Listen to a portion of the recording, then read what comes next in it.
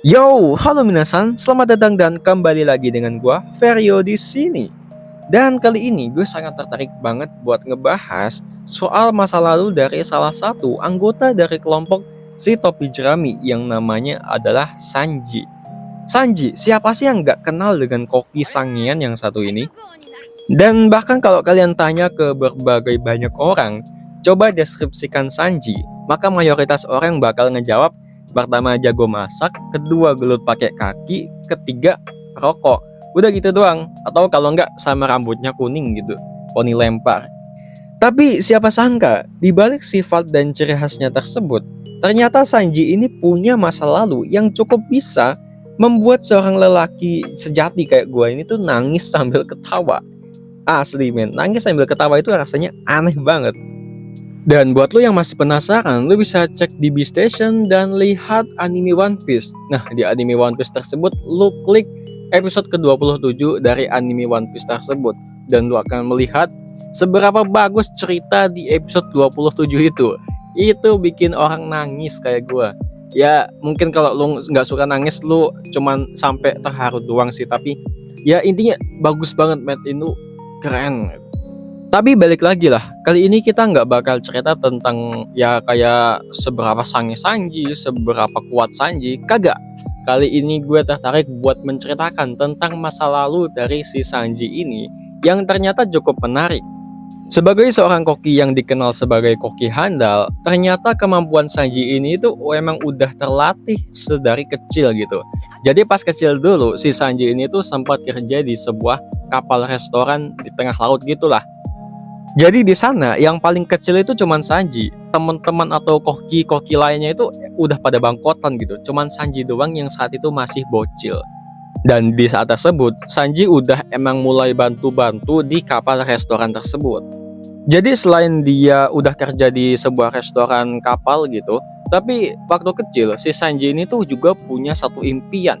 Kayak Luffy gitu, impian yang sebenarnya kayak lu kayak ngayal aja, nggak mungkin lu bisa dapetin impian tersebut. Tapi si Sanji ini tuh punya impian. Dia pengen ngedatengin sebuah tempat yang katanya menjadi surganya para koki, yaitu sebuah tempat yang namanya All Blue. Tapi ya gitu, teman-temannya si Sanji ini itu nggak ada yang nganggap serius tentang ucapan si Sanji ini, dan mereka malah cenderung buat ngolok-ngolok si Sanji ini. Tapi walaupun begitu, walaupun banyak orang yang udah ngejek impiannya tersebut, Sanji ini tuh tetap kekeh dan enggak, gua pengen ke All Blue lah tentunya. Gua nggak pengen mati sebelum gua datang ke All Blue. Ingat itu kalian, gitu. Ya kayak gitu, dia mempertegaskan impiannya selalu ketika dia diejek sama orang lain. Sampai pada suatu saat, kapal restoran tempat si Sanji kerja ini itu dibajak oleh para bajak laut yang entah dari mana.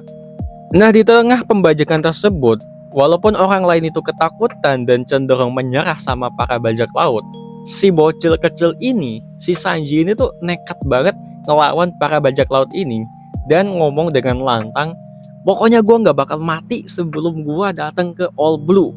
Titik. Kali ini di sini gua nggak bakal mati karena bajak laut, malah lu semua yang bakal gua abisin. Ya, dia ngomong kayak gitu sambil megang pisau, dan di saat itu ya bajak laut itu emang udah terkenal dengan kekuatannya kan. Tapi si Sanji ini orang yang terbiasa di dapur, dia dengan tegas dan lantang mengatakan, gua pengen ngelawan lu semua. Ya, mendengar hal tersebut, para bajak laut pun juga ketawa gitu. Lo ngapain ke All Blue? Nggak ada, All Blue itu nggak ada. Itu cuma mitos, tolol gitu. Dan setelah itu Sanji pun dihajar sampai dia mental gitu. Tapi walaupun begitu, Sanji itu tetap kekeh dan matanya itu masih memperlihatkan tentang kayak, wah gua tetap pengen ke All Blue gitu. Impiannya itu masih belum padam sama sekali. Dan di tengah kehebohan saat pembajakan kapal tersebut, muncullah sebuah badai yang tiba-tiba makin membesar dan menjatuhkan para awak kapal dan juga ya kedua kapal tersebut, yaitu kapal si restoran ini dan juga kapal si bajak laut. Bahkan kedua kapal tersebut itu malah tenggelam karena saking hebohnya badai saat itu.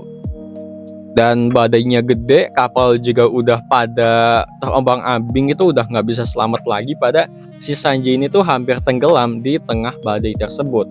Tapi hal itu nggak terjadi karena dia tiba-tiba diselamatkan oleh kapten dari si bajak laut tersebut. Nah, kapten ini kok mau gitu, dia kok mau nyelamatin si Sanji yang ya buat apa juga gitu. Mendingan kapten itu menyelamatkan dirinya sendiri, tapi di sini kaptennya malah lebih memilih buat nyelamatin si Sanji yang saat itu masih kecil. Sampai-sampai si kapten rela mengorbankan satu kakinya demi menyelamatkan si bocah tolol ini. Ya, singkat cerita, mereka berdua pun akhirnya berhasil selamat dan terjebak di sebuah pulau terkecil dan kecil banget gitu. Di pulau tersebut nggak ada makanan, nggak ada apa-apa, cuman bongkahan batu doang. Dan mereka berdua terjebak di atas pulau tersebut. Dan karena mereka tahu mereka itu cuma bisa ngandelin kapal yang nantinya bakal lewat, mereka berdua pun akhirnya memutuskan untuk membagi makanan yang saat itu hanya tersedia sedikit. Nah, si kapten bajak laut itu mengambil bagian yang lebih besar dari punyanya si Sanji. Dan si Sanji pun ngotot gitu, lah punya lu masa lebih gede dari gua? Ya, dan si kapten pun juga ngeles, lah usus gua lebih gede dari lu anjir. Lu masih bocil, inilah sisa lu nggak usah komentar apa bla bla bla gitu. Dia diem pokoknya. Dan mereka berdua pun akhirnya memutuskan untuk saling diam dan tidak mengobrol satu sama lain. Dan mereka saling menjauh. Karena walaupun mereka ngobrol, ya obrolannya pasti itu cuman tentang ya ini salah lu, kenapa kita bisa terdampar, dan ya mereka bakal cuman heboh ribut doang dan akhirnya malah kehabisan tenaga gitu. Sementara mereka harus menghemat makanan yang hanya mereka miliki saat itu. Singkat cerita, dengan makanan yang tersedia, Sanji pun membagi makanan tersebut selama 20 hari gitu. Dan selama 20 hari, ternyata kapal yang mereka nanti-nantikan akan datang itu nggak lewat gitu. Nggak ada kapal yang lewat dan mereka lihat. Jadi mereka itu nggak bisa minta bantuan ke siapapun. Dan pada akhirnya 20 hari pun berlalu dan makanan yang dipunya Sanji ini tuh juga udah habis. Dan ya, Sanji juga udah nggak bisa bertahan lagi. Dia pun penasaran dengan si kapten bajak laut yang kayaknya kan kemarin dia ngambil bagian cukup banyak gitu. Ya siapa tahu dia masih ada gitu kan ya. Dan saat dicek, ternyata bungkusan makanan yang kemarin mereka bagi itu milik kaptennya itu masih banyak dan belum kayak tersentuh banget gitu. Jadi si Sanji pun nekat buat mencuri makanan tersebut. Dan singkat cerita, Sanji pun berhasil mendekati kantong tersebut dan tebak apa yang Sanji temukan di dalam kantong tersebut. Sanji nggak nemuin makanan sama sekali. Bahkan isi kantong tersebut itu bukan makanan. Isinya malah harta karun kayak emas dan ya berbagai macam benda berharga gitu. Ya kali lu bakal makan emas kan kagak gitu. Nah akhirnya si Sanji pun tersadar. Ternyata bungkusan yang dikasih kapten pas awal-awal dulu, bungkusan makanan tersebut itu ternyata adalah stok makanan yang emang tersisanya itu cuma segitu doang. Dan itu dikasih ke Sanji semua. Dan saat itu malah si Sanji kan kayak terlihat agak nggak puas gitu. Lah lu ngambil makanan lebih banyak dari gua gitu kan ya tadi. Tapi ternyata setelah melihat bungkusan yang dibawa oleh si kapten selama ini, ternyata ya Sanji itu merasa kayak jadi orang jahat gitu. Dia ngambil semua stok makanan dan kapten selama 20 hari lebih ini, bahkan hampir sebulan, dia nggak makan sama sekali. Dan di scene inilah anime One Piece ini tuh sukses ngebikin air mata gue berair gitu.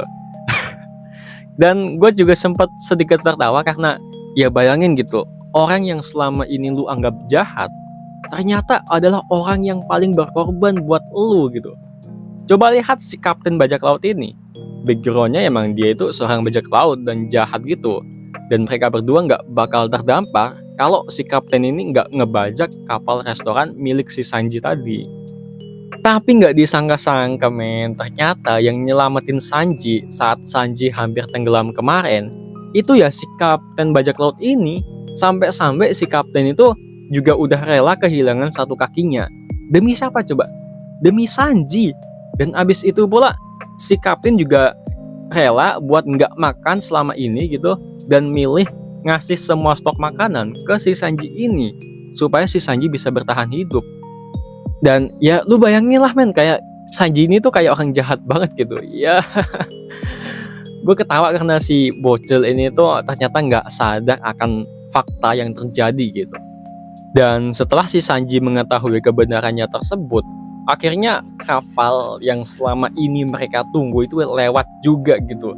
Dan akhirnya mereka memanggil kapal tersebut dan ya singkat cerita mereka pun selamat dan mereka berdua akhirnya mendirikan sebuah restoran kapal milik mereka berdua sendiri gitu.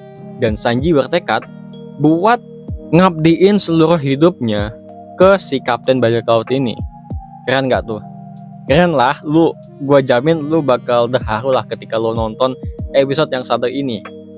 Dan di episode ini tuh mengajarkan ke kita bahwa mungkin aja orang yang selama ini kita anggap jahat itu adalah orang yang paling baik di sisi kita dan kita nggak ngeh akan hal itu. Kayak ya keren banget lah pokoknya. Jadi gimana nih menurut kalian, apakah episode yang satu ini tuh sangat menarik gitu atau sangat bagus? Apa emang benar-benar bisa meneteskan air mata kalian? Ya tentunya hal tersebut nggak bakal bisa lo dapetin jawabannya ketika lo masih belum nonton episode ke-27 dari One Piece ini. Karena ya sebenarnya gue juga baru nonton One Piece awal-awal ini dan gue baru nonton sampai episode 27-an ini gitu.